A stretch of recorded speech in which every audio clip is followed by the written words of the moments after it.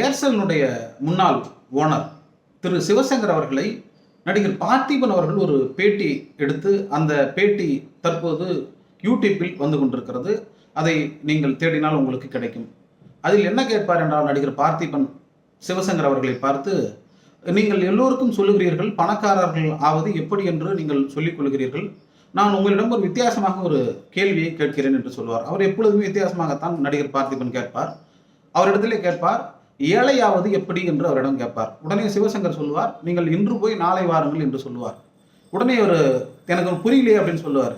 ஏழையாவதற்கான ஒரே வழி என்னவென்று கேட்டால், ஒரு வேலையை நாளை செய்வது, நாளைக்கு பார்த்துக்கலாம் அப்படின்னு சொல்லுவது, பிறகு ஒத்தி போடுவது, இவைதான் ஒருவன் ஏழையாக இருப்பதற்கு அல்லது வாழ்க்கையில் முன்னேற்றம் அடையாமல் இருப்பதற்கு காரணம் என்று ஒரு ஒற்றை வரியில், ஒரு சின்ன டிரான்சாக்ஷன்ல, இந்த வார்த்தை ஜாலங்களில் அவர்கள் சொல்லுகிறார்கள். எனவே ஒத்தி போடுவதுதான் உங்கள் வெற்றியை தடுக்கும்.